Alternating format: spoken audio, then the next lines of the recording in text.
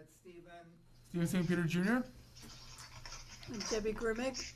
Don White. Emily Fitzgerald. Sherry Billings. Jennifer Riefler from Verona Island. Ralph Chapman, Bucksport. And Rick Rotella, Bucksport.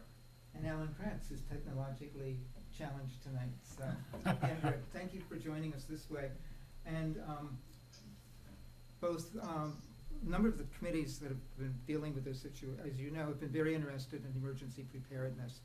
We heard from Sean Gagan 2 weeks ago, and I thought it'd be very good to hear from you, from your perspective from the county. And I know you've prepared 2 documents, and I'll circulate them to the committee so they all have these Word documents, and I'll do that here in real time. I'll sit down and do that from my laptop.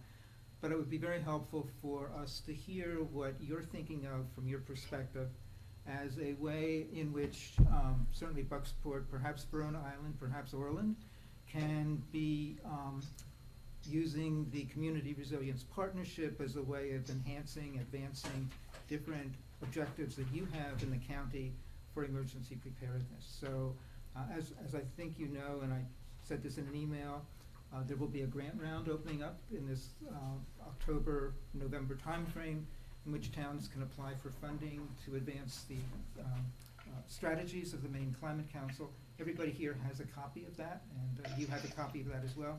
So to the extent that you have any thoughts about what the towns might do, that would be very helpful. But I know you have something prepared, and we're all ready to hear from you.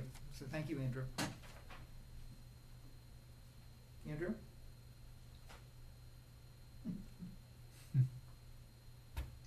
Andrew? Yes, hello. Okay, so we're ready for you now. Were you able to hear me? Okay, great. I can. Very good. Good evening, everyone. Thanks for your patience. Kind of. You folks have audio on your end? Yes, we do. Yes. All right, great. Great.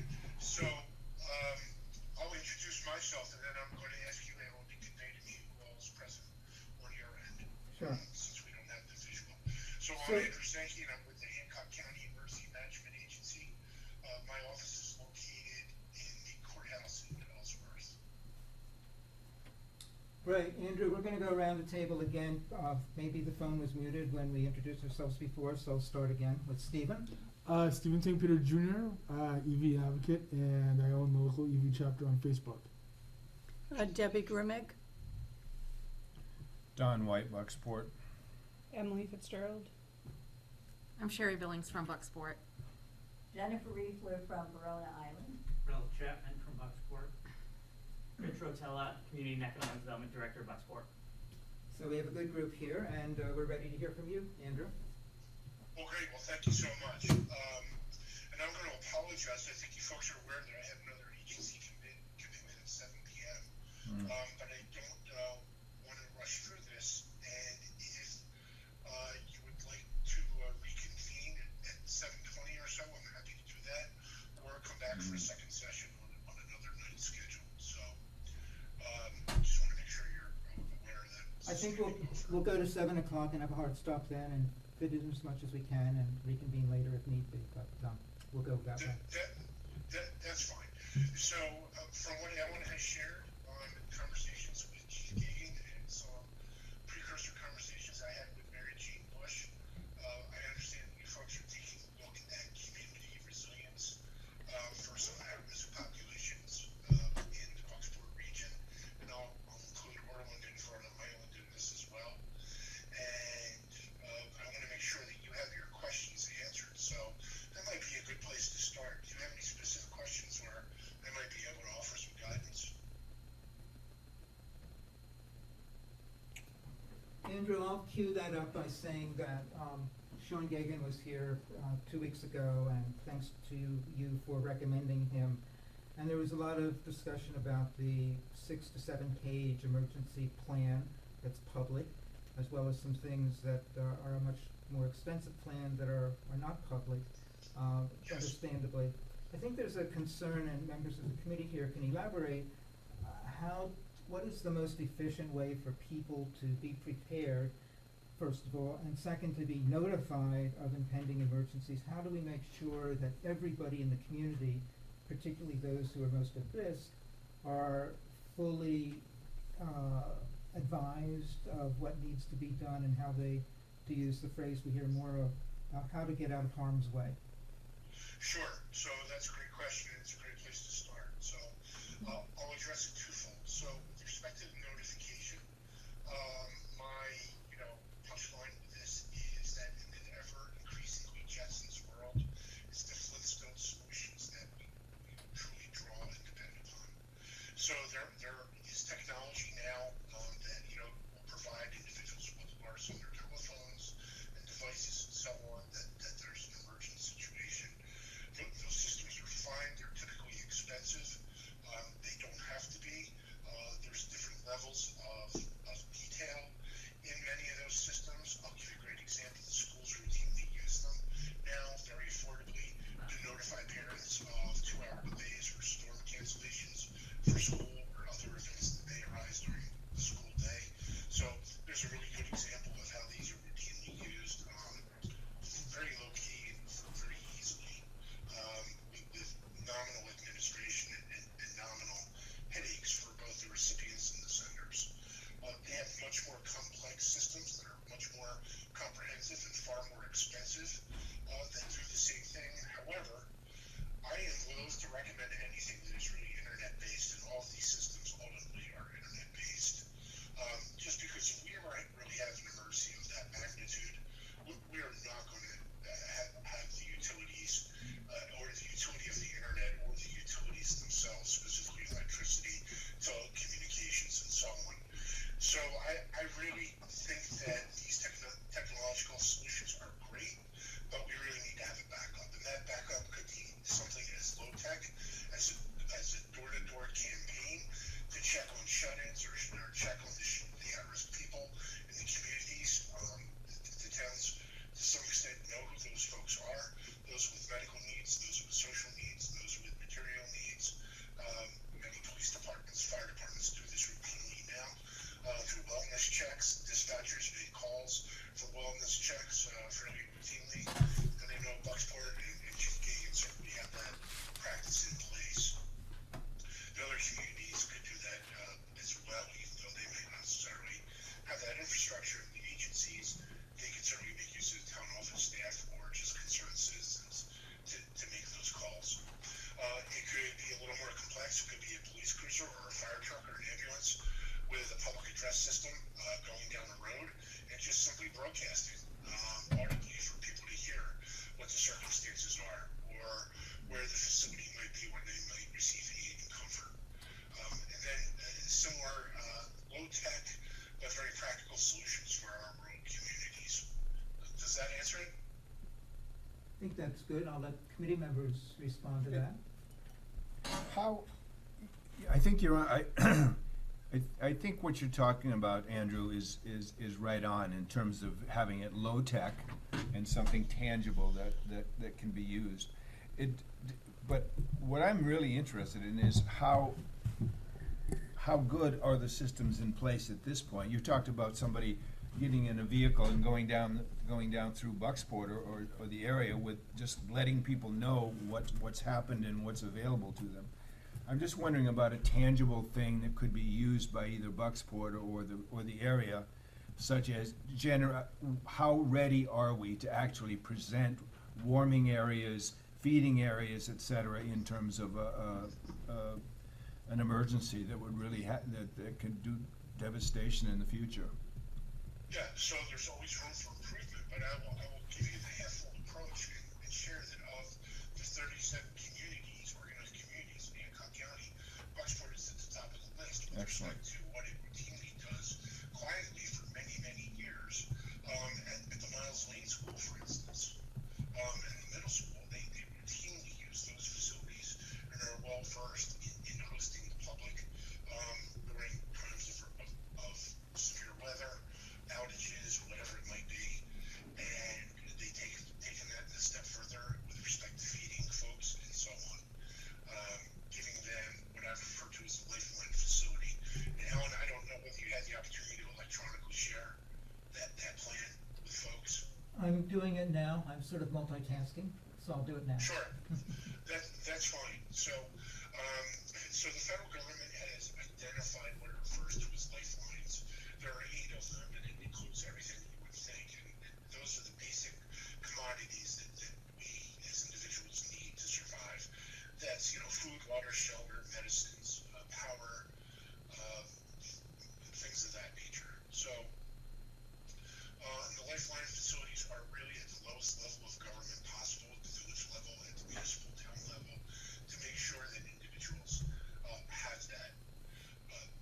studies have shown, real world circumstances have shown that when shelter facilities are open, including my own experiences in Hancock County, people just simply do not come to the shelters. There's a variety of reasons, foremost being that they would rather sleep in their own bed, the comfort of their own home, use their own facilities and so on, and that's certainly understandable.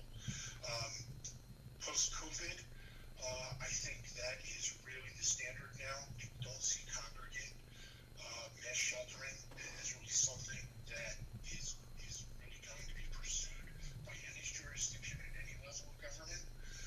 That's not saying it wouldn't be a resource or wouldn't take place if it were necessary, but I don't think that is going to be the go-to. I think that's going to be the last resort. By federal law, they found in post-Katrina, a lot of these reforms came into place, that people died in Katrina because they refused to go to the shelters. And the reason they refused to go to the shelters is because they couldn't take their pets with them. Sure. So there's no law at any level of government that requires government to open shelter facilities for the public. It just doesn't exist. There is federal law, however, that says if you do open a mass shelter for the public, you must co-locate at that same location an animal sheltering facility. So if we were, I'll use Bangor as an example. If we were in Bangor, that would certainly be a formidable task. But more so in our communities, within a half a mile, well, I'll say within a quarter mile of where your meeting's taking place, there are people with livestock that are considered house pets. And we don't have capacity to take care of Fluffy and Muffy, let alone their alpaca or their dairy cow or their pet goats. So, and that might sound a bit dramatic, but we all know those people, and probably some of us are those people. So, the reality is, we just simply know we can't do that. And my approach to this, which doesn't necessarily make me friends with colleagues, with other agencies, is I feel obligated, both professionally, ethically, morally, to just simply say so. We can do it. The February population of Hancock County is 58,500 people approximately, according to the census. I don't own 58,500 cots and blankets. I don't have access to 58,500 cots and blankets. Our third week of July population is, who the hell knows, right? I don't think any of us have any idea how many people are here seasonally. Even if we add up all the municipal records of seasonal homeowners with Airbnbs and primary residence rentals and things like that take place in our communities now. It's very commonplace. I'm sure even on your end of the county. We don't really have any grasp or understanding of how many people are here at any one time during the season anyway. So for me to pretend that somehow I can provide for all the souls that may have emergent needs during times of emergency or disaster, it's just folly. So the tough answer is that really individuals need to fend for themselves. And for those individuals that can't fend for themselves, we really turn and look to the municipalities at the lowest level to be able to, one, account for those people, and two, provide for those people to preserve their lives and their property in that order of priority. So I can't be more candid in my answer than that. The primary concern is with vulnerable parts of the population, and I'm wondering, after what you're saying, is maybe recommendations for how to help equip people in these situations who probably will not go to a shelter. Well, correct. So the solution is, again, what we refer to as a lifeline facility, and Alan had shared the plan. This plan is locally developed, something that I personally wrote. And it is just that, it's a plan, it's a template document. The idea is for each municipality to adapt it to its capabilities, to its needs, to the risks that it faces. I'll give you a great example. The plan for, I get calls all the time from New York, from Boston, from Washington, D.C., just because it's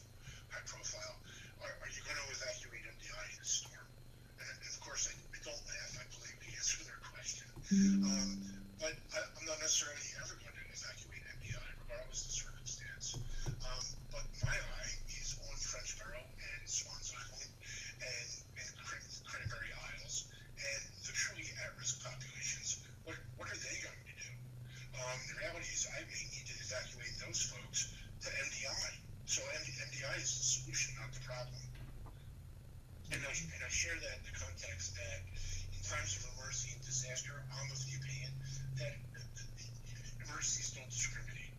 Everyone is an at-risk population. If one were to consider themselves not at risk in an emergency event, let's say just severe weather, a bad storm's coming, someone with the means is going to do what? They may be prepared with a generator, they may be prepared with adequate lifeline supplies to ride it out. Someone without those means may not be able to do that.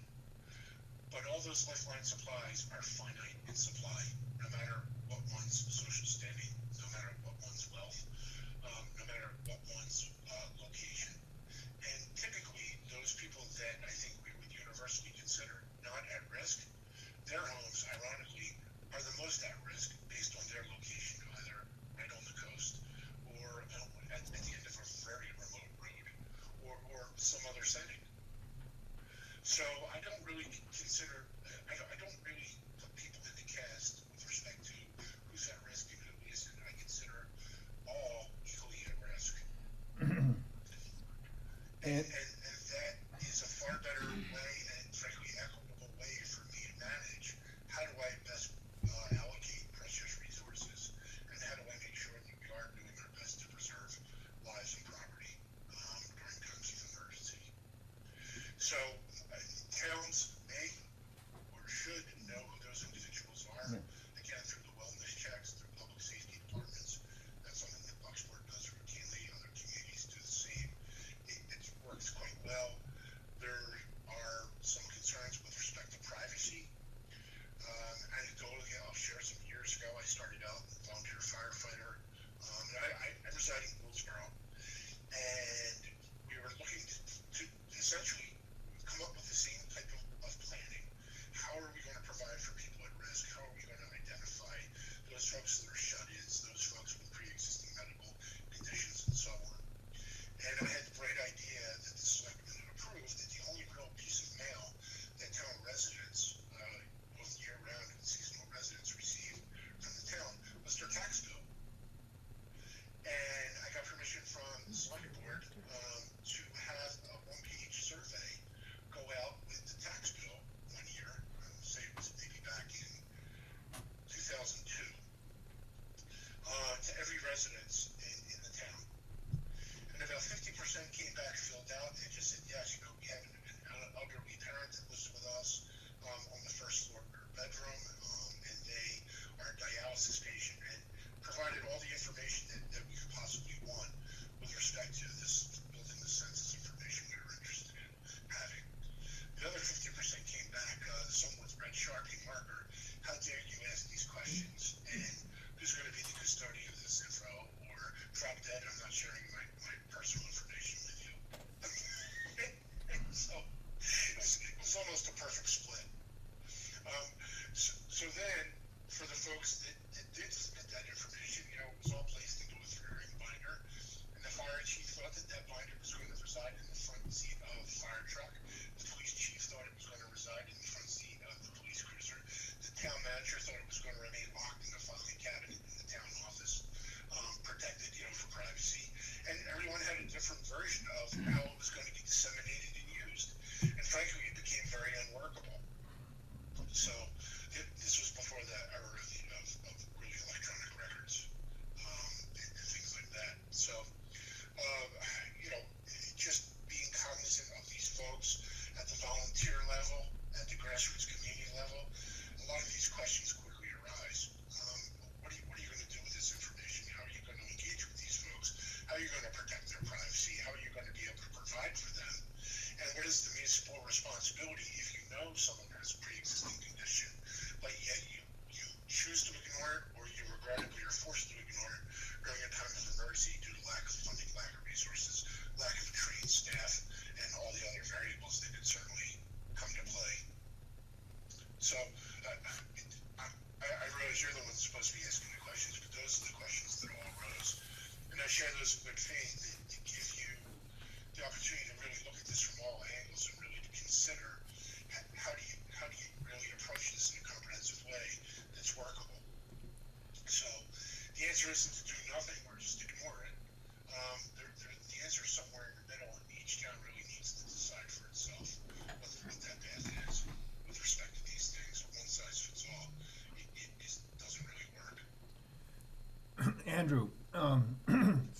again. Andrew, our job is to recommend to the town council here in Bucksport. We haven't even decided whether to go regional yet or not, but our job here in Bucksport is to come up with something to present to the council, to spend $50,000 for an individual community. Something finite, tangible was something I would vote for. I would not want another study. I would not want another paper thing. I would like something tangible and finite. At least that's my position. Do you have any, you seem to have knowledge of Bucksport's stuff. What would you think would enhance Bucksport's ability to approach its I appreciate the question. I am not going to answer it though. I am going to defer to Chief Gagan. Yeah. And his team to really do that because they really have the familiarity with what those needs are for Bucksport. Thank you. I couldn't really give you an honest answer to Okay. that. So and that's not a political dodge. And I'm going to go back to the Miles Lane School. So you know what the federal law is. We know what the requirements are for sheltering and so on. Does the Miles Lane School meet ADA requirements? Does the Miles Lane meet all the enormous Red Cross voluminous requirements to serve as a regional Red Cross shelter? The answer is no. If the town of Bucksport has a dire circumstance and they have, let's say, 20 individuals, residents of the town, that have nowhere to spend the night, and they set up 20 cots at the Miles Lane School and 20 people spend the night at the school, is that a violation of the law? Is someone going to have a meltdown over that? Am I going to be cranked up because I wasn't informed of that? No, just the opposite. I encourage that type of response. That's one of those things where I'll beg forgiveness after the fact, and make sure that we did what was necessary to preserve lives. Do I want to see the town posted on Facebook that there's 20 cots at the Miles Lane School, so if you need a place to stay, come on down? No, absolutely not. Do I want it advertised as a shelter? No, absolutely not.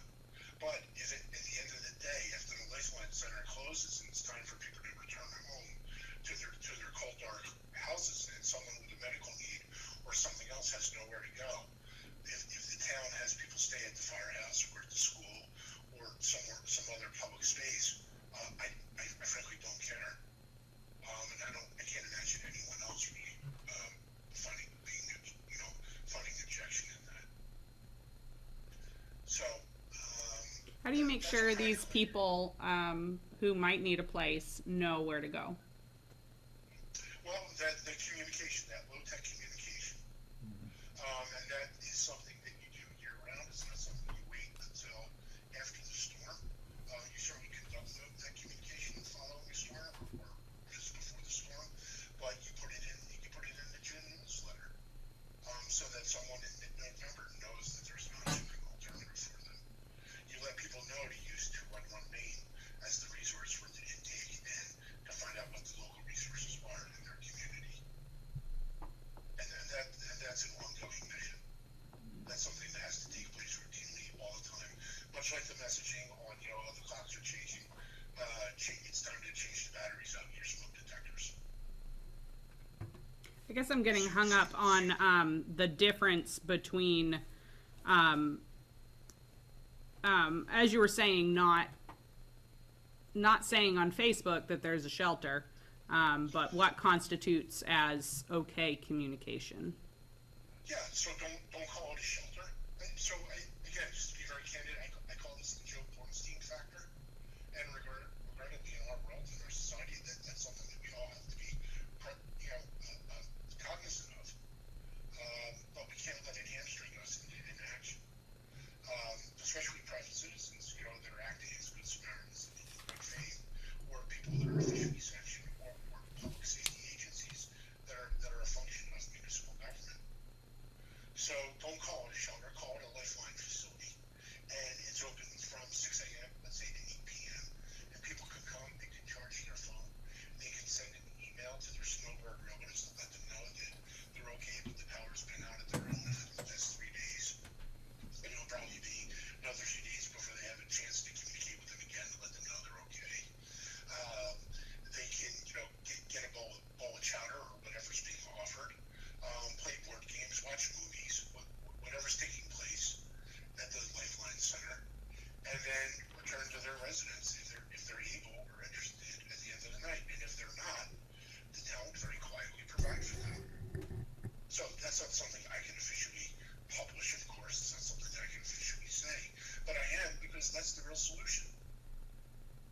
is something the town can publicize, Andrew? No, well, the town has the same legal requirements and restrictions that I do. Uh-huh. And I don't want to waste everyone's time, but think about it. If you open a shelter facility, what are you going to do with people with durable medical equipment needs if there's no power? What are you going to do about individuals that are on the sex crime registry and yet they're going to be spending the night in school next to an 11-year-old? What are you going to do with medical marijuana users who insist that it's legal for them to use what they're prescribed on school grounds? Or people who insist on bringing their cat with them, or whatever it might be. So again, there's a million and one reasons why it's unworkable and why you can't. But I think you have to find solutions, again, locally, quietly, that are really going to be able to provide for people when it's really most needed. So to answer your question, the town has the exact same restrictions legally, liability-wise. Right, but I heard you saying the difference between a shelter and a lifeline facility. That's what I thought I Yeah, heard. Lifeline facility is not an overnight facility. Right, but the town can publicize a lifeline facility, right? Absolutely. All right, that's, Yeah, or call it a warming center or a cooling all center. right. I prefer a lifeline facility just Mhm, because lifeline center, because it's not dependent upon the event Right. or season. And it should be a facility that has all the, requisite utilities, Right. communications, like a backup generator, heating and cooling seasonally as necessary, possibly serve food, possibly have, connectivity for individuals that they, can access the internet Mhm. and send emails and things like that. So, Okay, so, what about other questions that members of the committee have? Do you have any questions? Any comments? well, Sorry, I'd like to share something if Please. if folks think of questions. So on the one pager that I shared, I don't know whether you share that with folks or not. Yeah, I've asked Rich to, it's up on the screen here. All right, so you see, what are our risks? So we have three columns. We have natural, human caused, and technological. Fortunately and pleasantly for us, our risks in down East Maine and our communities are really natural hazards. And the good news about natural hazards, with the exception of an earthquake, is that they're all typically forecasted. We know 72 hours plus out that we have the potential for bad weather. Be it a severe winter storm, severe summer storm, flooding, even wildfire. We know when conditions are dry and when the potential for wildfire exists. So each of those things is naturally occurring, and the good news is that those are all forecasted events that give us plenty of lead time to plan and prepare, not just as individuals, but as organizations, as municipalities, and so on. So that's the real benefit to us, and we just happen to luck out there. So what we lack in resources, being rural communities, we make up for it in the fact that we're not really subject to human cause. And what does that mean? That means terrorism and plain English and criminal acts. That's not necessarily something that the potential is certainly always there, but it's not something we necessarily have to worry about. And of course, technological risk that's present in all of our lives. But if you're 20 years old and you're without the internet, that's a catastrophic event. If you're 65 years old, it's an inconvenience. So, right. So that's the good news. So again, not to be completely glum about it all, or doom and gloom in what I'm saying, we have a lot going for us in that we are small communities. We do know our neighbors. We do know that elderly person who may be shut in, or the person whose husband or wife is away on travel, and they're in the house with two infant children or whatever. So we just know that, and that's one of the blessings of our communities and where we live. So, and Alan and I can share, and maybe some others, you can live elsewhere in the world, in Northeast United States, next door to someone for 25 years, and not know their name unless a piece of their mail is accidentally delivered to you. And that's just the way life is conducted elsewhere. far more advanced and civilized than that here. So Andrew, Rich has put up on the screen the next part, personal and household preparedness, having one's house in order. Do you want to say anything Sure. more about that? Absolutely. So foods are essential.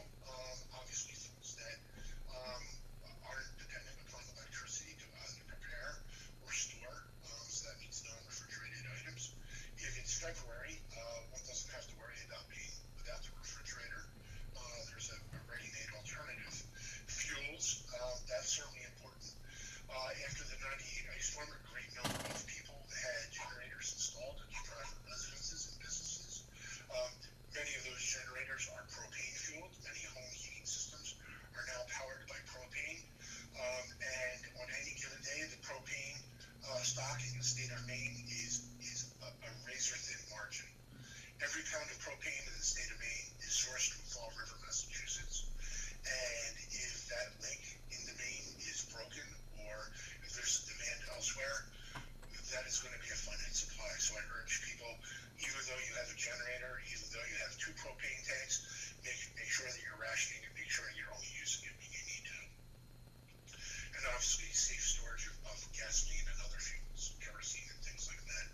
Medicines are essential, not just medicines, but if you're a dialysis patient, for instance, what is your emergency plan for sustainment for yourself or a loved one?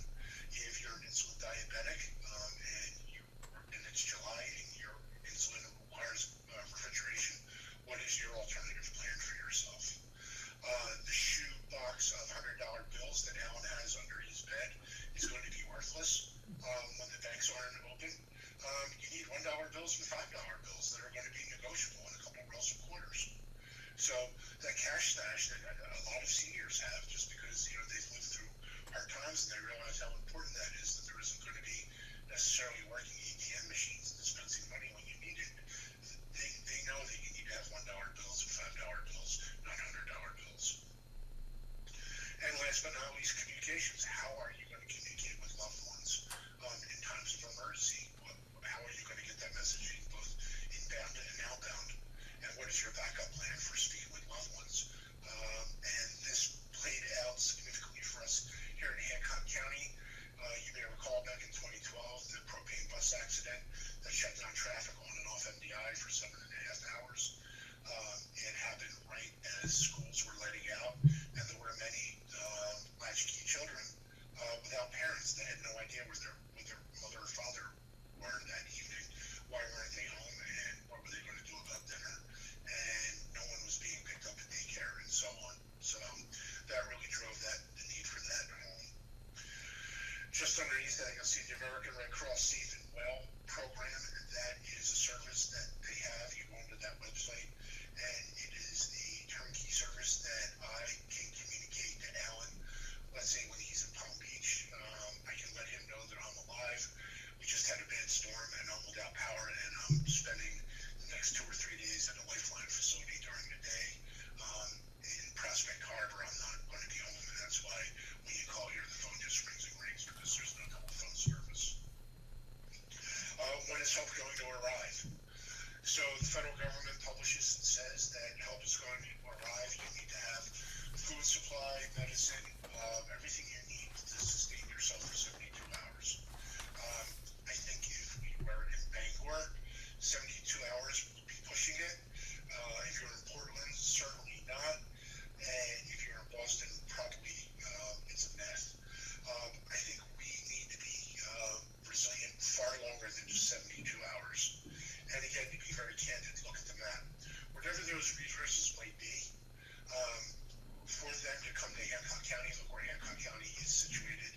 We've got to get past Augusta and Belfast in the south. And to our west, we've got to get past Bangor and Brewer, significant population areas. So whatever that thing is, or those resources might be, it's going to be a while before we see them in Hancock County, and any of the communities in Hancock County. And I'll use Ellsworth as the model, or Bucksport or Bar Harbor. The good news is we're not in Machias, truly at the end of the pipeline.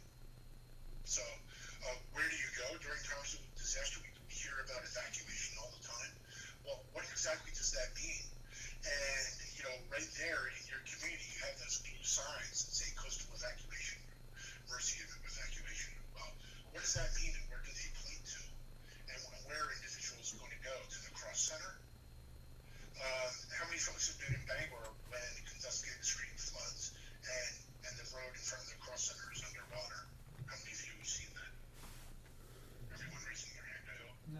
Yeah, but it's a very vulnerable area.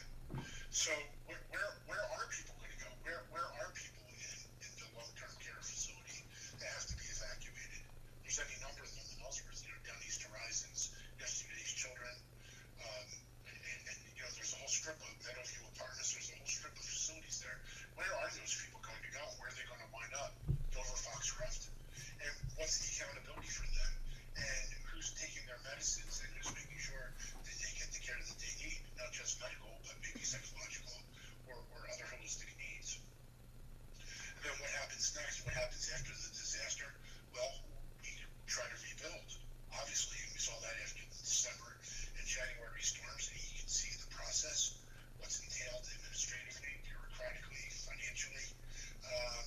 We're now, several months past the January storm, going into 7 months past, and there are individuals who are still waiting to find out if their business is going to be financially made whole, or if they're going to get damages for their primary residence incurred.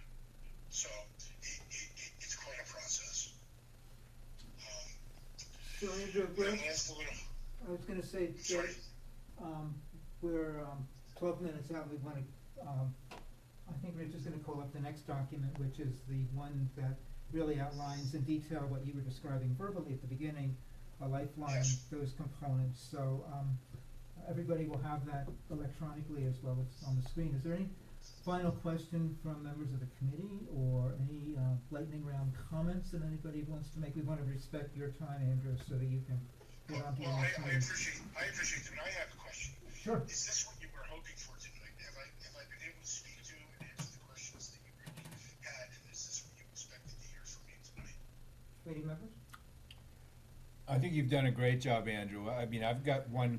I'm going to call Sean Gagan tomorrow morning to see exactly what the town of Bucksport needs to be prepared for something like this. Because I need to know something finite and something that could help, tangibly help at this point. And you've broadened it out, so it's got me thinking about a lot of things, and I appreciate your knowledge of what's been going on. But I'm going to call Sean Gagan in the morning. Well, great. Well, thank you. And I'm sure he may have a ready-made answer, or he might respond to say, we're going to have to think about it. We've never had the opportunity. And, the challenge in this, and I can tell you doing this at the county level and participating in the state of Maine's response to these things and being part of that planning, is, if you have $1 million, you need $5 million. If you have $5 million, you need $10 million. And it never ends. So $50,000 is better than nothing. Yeah.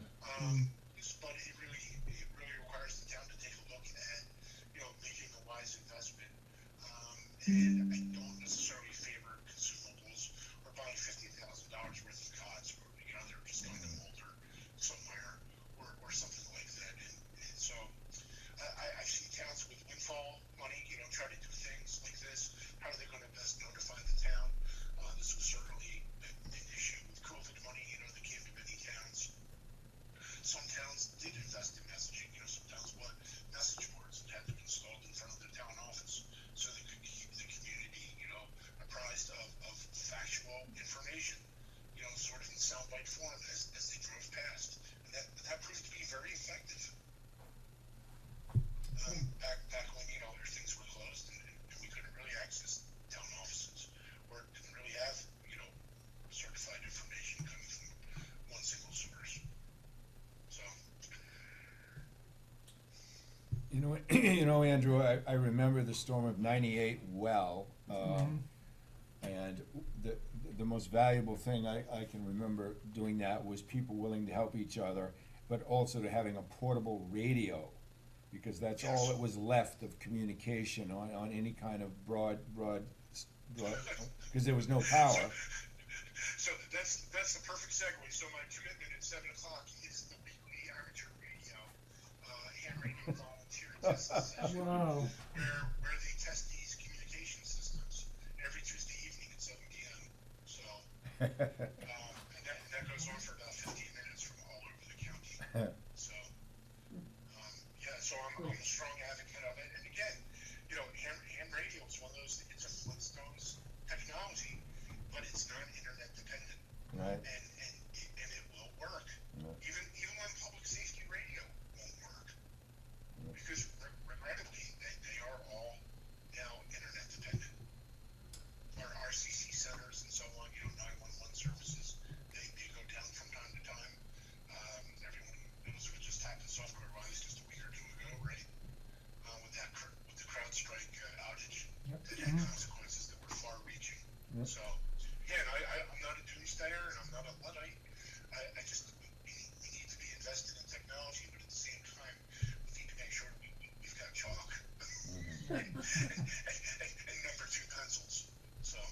Andrew, thank you so much.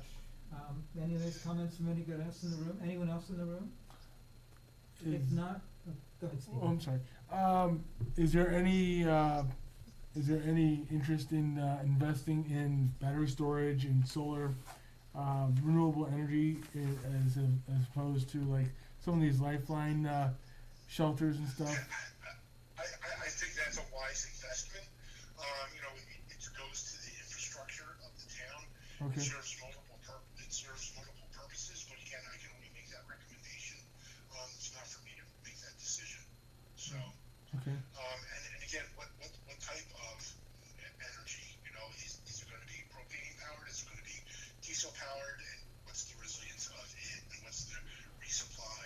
And you know, when there's a storm, I think you folks know you'll hear the governor say that the governor's declared a state of emergency. Well, what does that mean? That means essentially that the federal highway transportation laws that govern the weight limits on I-95 are put aside so that the propane can move by truck rather than by rail into Maine. And it allows the weight loads on the interstate highway, it allows the state to supersede the federal weight restrictions on its part of I-95 that it passes through the state of Maine. So all that propane, where does it go? It goes to the institutional users. It goes to the hospitals. It goes to the schools. It goes to the jails. It goes to those facilities, not to someone at the end of that driveway in Brooksville. So Yep. Thanks, Andrew. you're more than welcome. If Orland and or Verona, I know Jennifer's on the call. And the poor lady has to suffer me a couple times a month in these types of sessions. So, if you folks are interested in having a session like this for your own communities, I'm happy to do that as well. And standing offering, if the Bucksport folks, once you have a look at the Lifeline plan, you can decide on what your investment is going to be, and I can offer some guidance in how to make the best use of that or further things along. I'm more than happy to do so. Very good. Ellen, thank you for Thank you bringing so this all much. together. Thank you for finding the technology solution to work around tonight.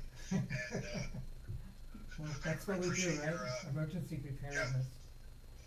that's it. This is emergency management. We deal with these things all the time. Good. So Have a good call at 7 o'clock. Thank you very much, Andrew.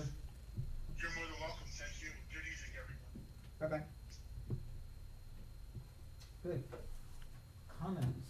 We're almost at the top of the hour. I live with Sean down in Boston, so he's on vacation this week, but I'll get the 6-page report that he mentioned at the last meeting next week. Sean's not here this week? He's on vacation this week, Good yeah. for him. Good He for he him. deserves it. Yeah. So you're gonna follow up when he's back? Yeah. and Get some Yeah, questions? yeah. Good. Any thoughts, any through line you see here that would be useful? Does this Lifeline facility sound interesting? I mean, it kind of falls in line with what we've been talking about before, and some ideas for better equipping a facility. I think I do kind of disagree on the lines of some of the communication systems, like we was talking about with the schools. I think that there's even national systems that are recognizing that there is value in this. There's a good window of time that a lot of technology will still be okay.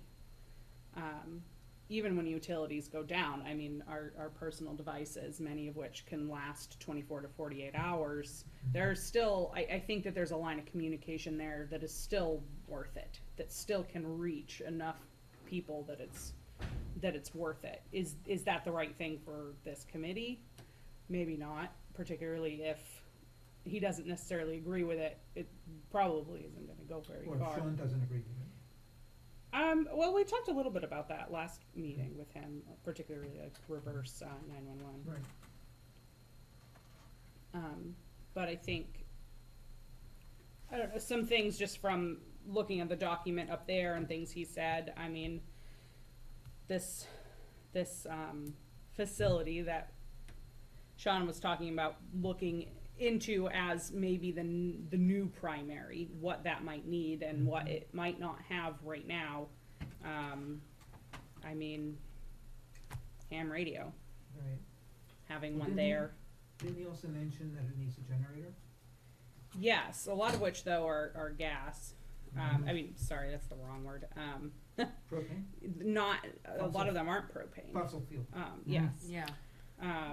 I mean, and that's really the only option you have when you're talking about a large facility. There just aren't battery storage that can sustain something like that. But I do have to wonder, just because we are a port in that sense, that just good old gasoline that works on a lot of generators, we might be in a position where that's not a huge transportation concern. Bring it off the river. Well, it already comes up the river. Right. Anyway, I did talk to my husband about, he's an electrical engineer. I was talking to him about like, what would you need? What kind of generator would you be talking about for that location? And talked about the power lines there, and he asked me like 15 million questions.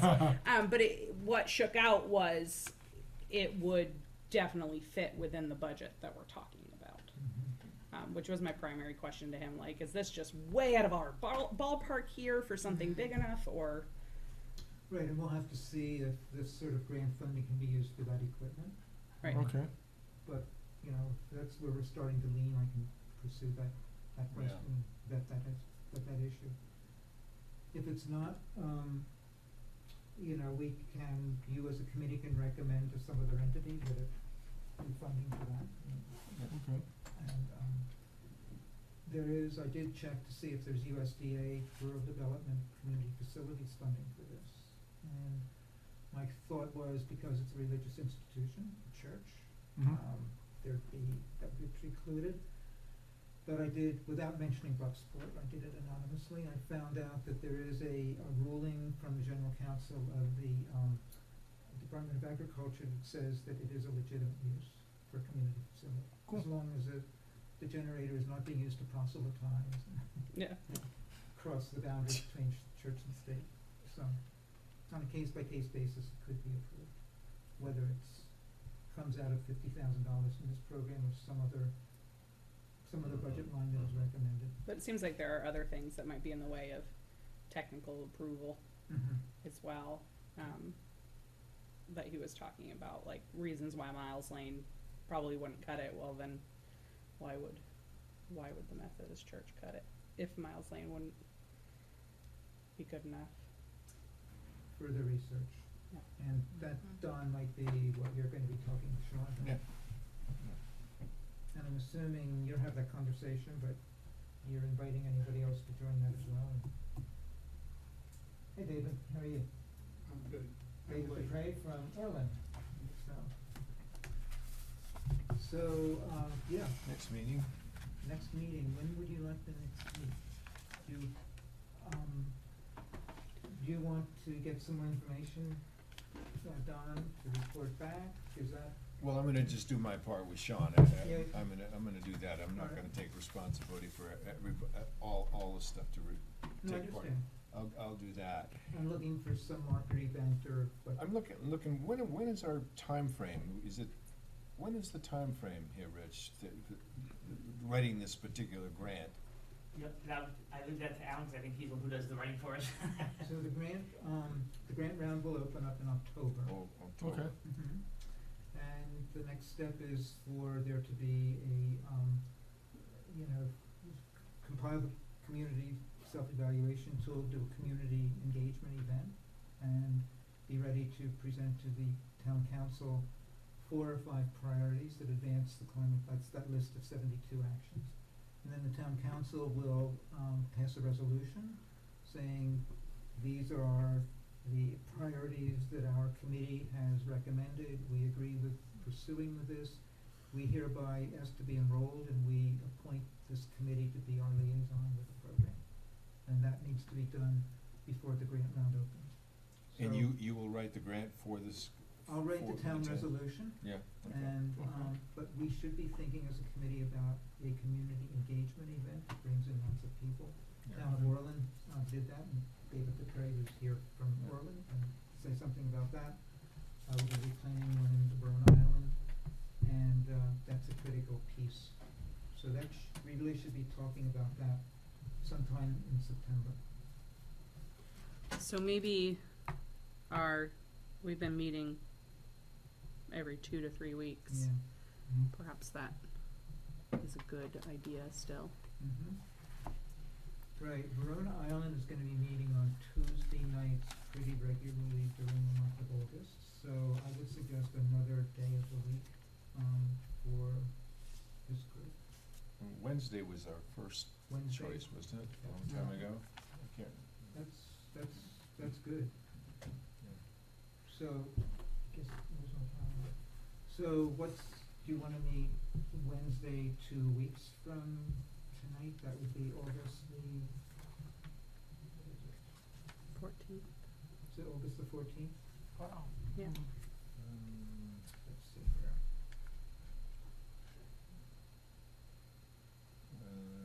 Portland that day. That's fine. So that would be the 15th, right? No, the 14th. Yep. Don, that's not good for you. I possible, but I'm in Portland that whole day. But that's fine, I'll just, Do you wanna meet on the 15th, Thursday? is that a council meeting? It shouldn't be, the council meeting should be the 8th and the 22nd. Right, it's the Thank you. third Thursday of the month, the 15th is the 15th. There is Is there another there's tab? well, my only concern is there's a fundraiser that night and there's multiple people on this committee that would definitely be there. Then we should avoid that. The following do we- week? Actually, Debbie- you probably were Debbie, planning on refresh my going to memory. that too, that empty bowl. Is the 13th the night Yeah, that the Verona always not- Island always people are bad. here? At 7, They are? that night? on the 13th at 7. Okay. Is it possible to meet like maybe 5:30? 5:30 to 6:30 or something? Sure. Move it up a little bit On which day? on a Tuesday, the 13th? Is that a possibility? What time, you all like to meet at 6 o'clock, don't you? It doesn't matter to me. I have no Do it stake in 6 earlier. o'clock. I'm sorry? It doesn't I'd do matter it to me. earlier. I just, yeah, There's also Monday the 12th. I'll meet at 5:30 on the 13th. Yeah. So if we meet at 5:30 on the 13th, we're done by 6:30, and then Debbie, we're across the river in Verona Island at 7, is that right? Wow. Good job. Yeah. Okay. Does 7, that work, Rick? 13. That does work. The Five- 12th does not work, but the 13th The at 5:30 13th at does work. 5:30 then. Okay, good. Well, this will be in the minutes that Debbie sends out. She takes good notes. She does. Good. Thank you all. Thank you, everyone. Thank you for dealing with, emergency management in real time. No idea what happened.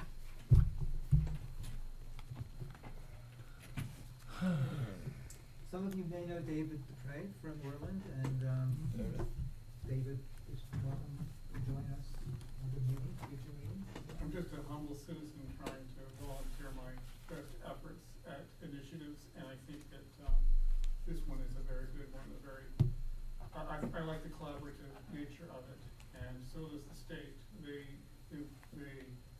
They seem to provide, incentive for communities getting together for this initiative. These grants are for more than just a little town. I mean, when a storm comes, it hits the entire state. So it's good that we're trying to see if we can't get together with Bucksport and Verona Island on this. I'll just add in that last Friday, you may have seen it in the paper, NOAA provided $69 million of funding for the state of Maine for projects like this. Part of it will be to sustain this program beyond this year.